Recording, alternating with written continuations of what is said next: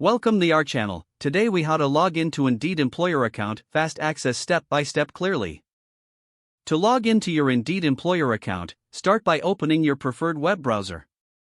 In the address bar, type www.indeed.com and press enter. Once the home page loads, look for the sign in button located at the top right corner of the page. Click on the sign in button to proceed. On the sign in page, you'll see two fields, one for your email and one for your password. Enter the email address associated with your employer account in the first field. Next, type your password into the second field. If you want to stay signed in, check the box next to Remember Me. To continue, click the blue sign in button below the password field. Once signed in, you'll be redirected to your employer dashboard. If you encounter any issues, double-check your email and password for accuracy. If you've forgotten your password, click on the Forgot Password link and follow the prompts. After entering your credentials, you should have fast access to your Indeed employer account. Explore your dashboard to manage job postings and applications. That's how to log in quickly and efficiently. If the page does not load, refresh the browser or try again in a private or incognito window.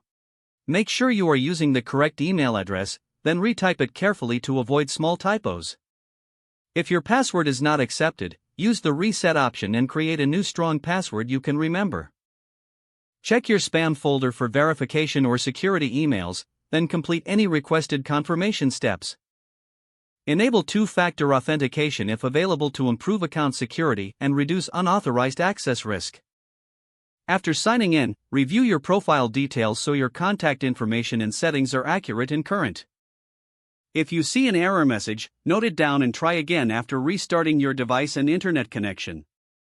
Log out when you finish, especially on shared devices, to keep your account and payment information secure.